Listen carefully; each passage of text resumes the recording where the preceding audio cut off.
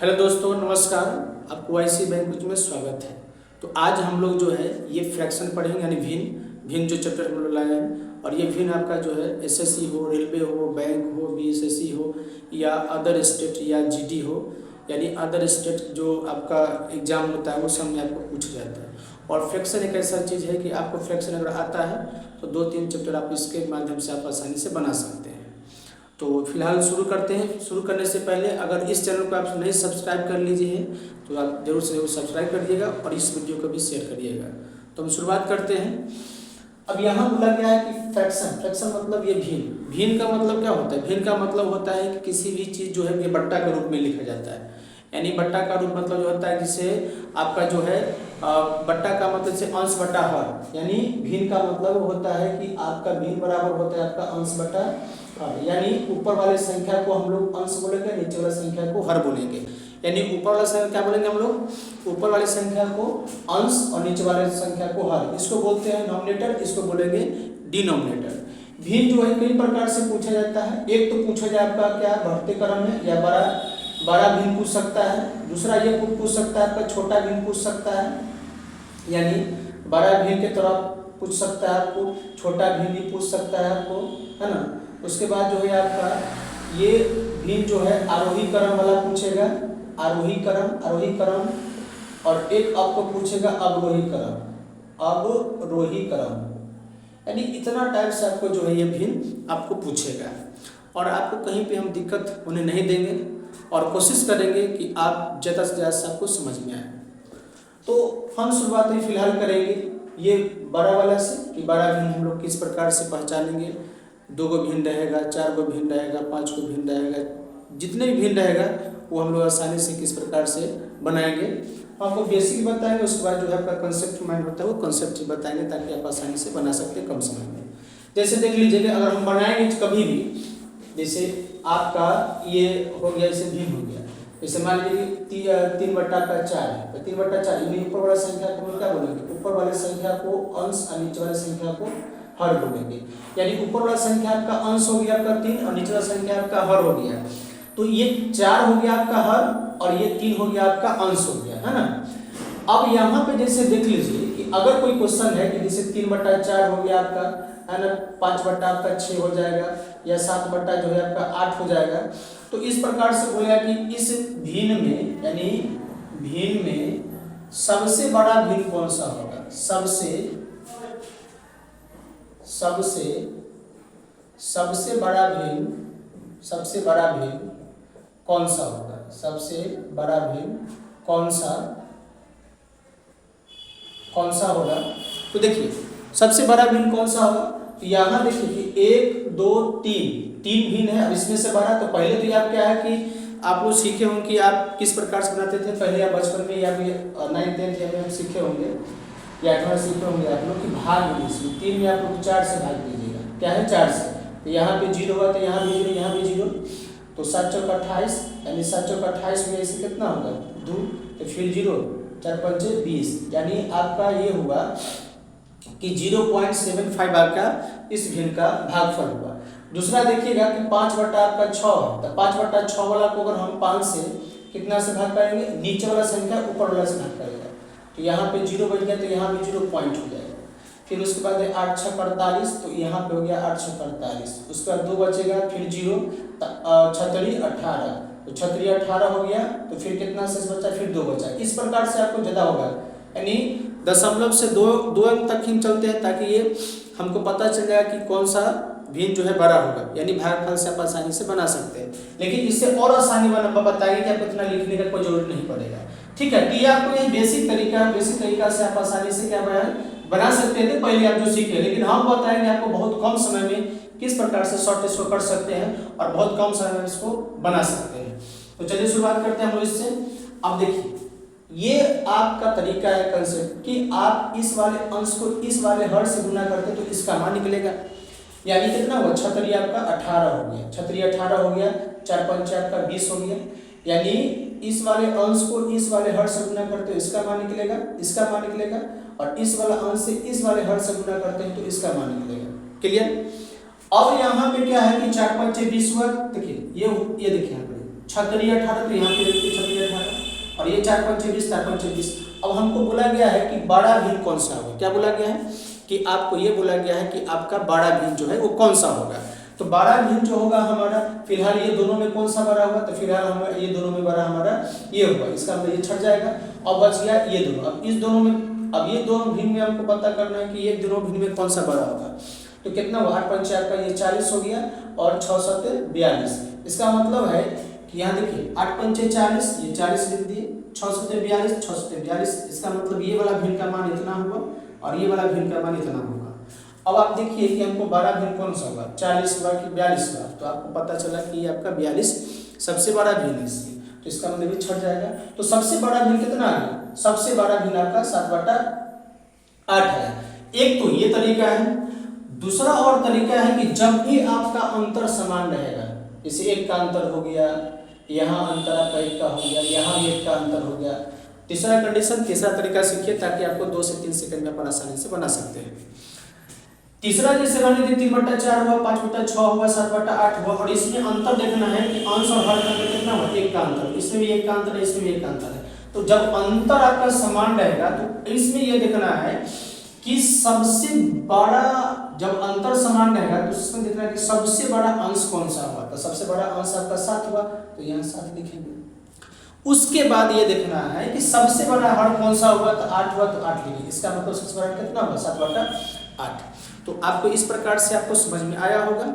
चलिए next question पर हम लोग चलते हैं कि किस प्रकार से और हम लोग आसानी बना सकते हैं। जब आपका जो है अंतर समान नहीं रहेगा उस रूप में हम लोग कैसे बनाएंगे वो भी आपको बताएंगे। इससे क्वेश्चन रहा आपका कि 5/7 हो गया, 2 आपका जो है 5 हो गया, 3 आपका जो है 4 हो जाएगा। 4 नहीं लिखते 5 लिख लीजिए। भिन्नों में ये बोलेगा कि भिन्नों में सबसे छोटा भिन्न कौन सा होगा, सबसे छोटा भिन्न कौन सा होगा। और ये एग्जाम में पूछा गया क्वेश्चन भी है। तो अब ये यहाँ पे देखना है कि जब सबसे छोटा भिन्न इसमें कौन सा होगा। तो यहाँ देखना है कि एक तो हम बता दिए थे कि आपकी भाग विधि से बताए थे, उसके बाद कंसेप्ट मैंने बता दिए थे, और जब आपका अंतर समान रहता है उसको भी हम बता दिए कि अंतर किस प्रकार रहेगा, तो किस प्रकार हम जल्दी से बना सकते हैं। तो यहाँ 5/7 हुआ, 2/5 हुआ और 3/5 हुआ। तो हम इसको कैसे बनाएंगे, देखिए अब ये भाग भी छोड़ दिया, इसको इससे बनाइए। हमको बोला गया है छोटा, ध्यान रहे कि छोटा भिन्न बोला गया है निकालने के लिए, नहीं छोटा भिन्न आपको बनाने को कहा गया है और छोटा भिन्न निकालने को कहा गया है। तो ये अगर हम इसको इससे गुना करें तो 5 कितना हुआ, 5 25 और ये 7 गुना 14। तो 25 बड़ा है, 14 छोटा है, इसका मतलब ये छट गया। अब इस वाले दौर में कौन सा बड़ा होता है, 5 गुना आपका 10 हो गया और ये 5 दिया 15 हो गया। इसका मतलब क्या हुआ कि ये 5 गुना 10 इसका मान हो गया, 5 दिया 15 इसका मान हो गया। तो हमको तो छोटा भिन्न बोला गया है, इसका मतलब भी छट जाएगा। इसका मतलब सबसे छोटा भिन्न कितना हुआ, 2/5 आएगा, यानी 2/5 आपका आंसर हो गया। क्या है कि सबसे छोटा भिन्न ये होगा। तो आपको इस प्रकार से जो है छोटा भिन्न अपने निकाल सकते हैं।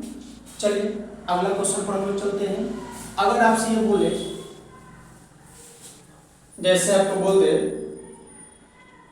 3/7 रहेगा, 2/5 रहेगा, 8/11 रहेगा, एवं